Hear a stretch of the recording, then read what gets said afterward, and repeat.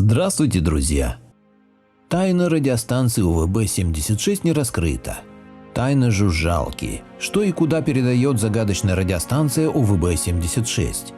В августе 2017 года сайт BBC опубликовал большой исследовательский материал о загадочной радиостанции УВБ-76, в эфире которой вот уже больше 30 лет передают слова, цифры и имена на русском языке. Автор материала пришел к выводу, что сигнал идет из Ленобласти, при этом по сей день невозможно с уверенностью понять, что и куда передает станция, а также кому она принадлежит. УВБ-76, или как ее называют радиолюбители, жужжалка – это номерная коротковолновая радиостанция, которая вещает уже на протяжении 30 лет на частоте 4625 кГц. В основном эфир радиостанции забит жужжащими помехами, белым шумом, которые между тем имеют свой ритм и последовательность звуков. Однако изредка станция передает слова или словосочетания, которые на первый взгляд могут показаться набором букв. Глухой лесной массив к северу от Петербурга, типичный для этой местности пейзаж. Именно отсюда на частоте 4625 кГц на весь мир вещает загадочный радиосигнал, который больше 30 лет не дает покоя радиолюбителям своими странными и порой пугающими сообщениями. УВБ-76 – позывной этой радиостанции, рожденной в эпоху железного занавеса. Почти сразу она получила прозвище «Жужжалка», «Радиопризрак», «Станция судного дня». За время ее вещания она успела обзавестись страницей в Википедии и несколькими фан-клубами, где скрупулезно собирают записи эфиров и гадают, что значат таинственные цифры и имена. Версии разные, от способа передачи секретных разведданных до кодов запуска баллистических ракет. Спорят и о местонахождении передатчика. Раньше радиостанция работала на узле связи Генерального штаба вблизи подмосковного Поварова. Сейчас радиолюбители уверены в существовании еще одного передатчика в Ленинградской области на Карельском перешейке. Об этом и пишет BBC. Среди русских болот неподалеку от Санкт-Петербурга прямоугольные ржавые ворота. За ними радиовышки, заброшенные здания и провода. Это зловещее место окутано тайной, рожденной в разгар холодной войны. И так далее. Во времена Советского Союза, когда предположительно прозвучало первое сообщение на данной частоте, 1982 год, эфир почти на 95% был заполнен жужжанием и помехами, а слова и редкие фразы транслировались лишь один раз в несколько лет. Интересно, что вместо того, чтобы вовсе прекратить трансляцию с распадом СССР, УВБ-76 стала еще более активной. С начала 21 века голосовые вкрапления в ее эфир стали все более частыми. Теперь их можно услышать почти каждую неделю, если не день. Если подумать, что УВБ-76 – это зацикленный технический канал связи, то можно предположить, что голосовые сообщения со словами – это сообщение, которое было единожды записано и с тех пор проигрывается каждый раз заново.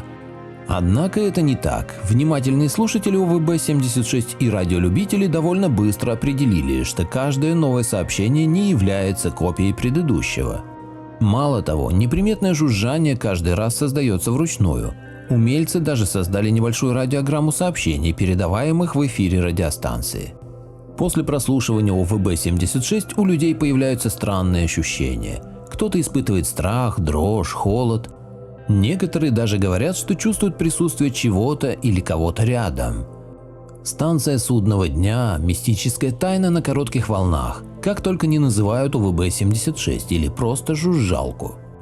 За почти 40 лет своего существования она обрела статус культовой среди радиолюбителей со всего мира. Все дело в контенте, в эфире УВБ-76 постоянно слышно жужжание.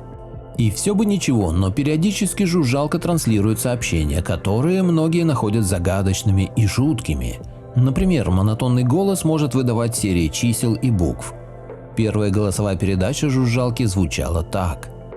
Я УВБ-76, я УВБ-76, 180, 08, Брамал, 74, 27, 99, 14, Борис, Роман, Ольга, Михаил, Анна, Лариса, 7, 4, 2, 7, 9, 9, 1, 4.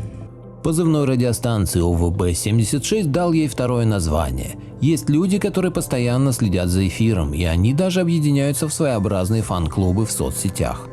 Загадочная радиостанция, вещающая с частоты 4625 кГц, предположительно из болота рядом с Санкт-Петербургом, поставила весь мир в тупик. Послушать таинственную волну может каждый, но большое количество времени там вряд ли можно уловить что-то более осмысленное, чем белый шум.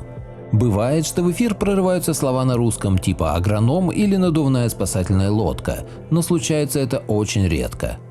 Существует много разных теорий о предназначении радиоволны. Самая распространенная состоит в том, что эта станция была создана еще во времена Холодной войны с военными целями. Жужжалка использует короткие волны, что позволяет ее сигналу распространяться на огромные расстояния чуть ли не по всему миру. А значит, частота вполне может использоваться для передачи секретных разведывательных данных, координации подлодок или еще каких-то не очень мирных целей. Но есть и еще более пугающее предположение, связанное с возможностью ядерного удара по России. Как говорится в расследовании, некоторые думают, что в таком случае радиоволна будет служить своеобразным гарантом того, что наша страна нанесет ответный удар. Если все остальные линии связи будут повреждены и приказ о ядерной атаке отдать будет некому, то прекращение вещания жужжалки станет автоматическим сигналом к применению ядерного оружия. Так для кого и что же может передавать, пожалуй, самая загадочная радиостанция в мире? Радиолюбители и поклонники номерных радиостанций убеждены, что ими пользуются разведывательные службы разных стран для общения со своими шпионами, а также военные базы для передачи секретной информации. Несмотря на то, что местонахождение передатчика и его принадлежность лежат на поверхности, цель этой трансляции по сей день остается неизвестной. И как в случае с любыми другими загадочными явлениями и труднообъяснимыми находками, это благодатная почва для самых разных догадок и теорий. А как вы думаете, для чего больше 30 лет работает самая засекреченная радиостанция УВБ-76? Напишите в комментариях. Благодарю всех, кто подписался на мой канал и смотрит мои видео. Ссылка на статью в описании. Поделитесь моим видео в соцсетях с родными, друзьями и знакомыми. Люди имеют право знать все точки зрения. Всем спасибо за внимание, буду рад вас видеть на своем канале снова.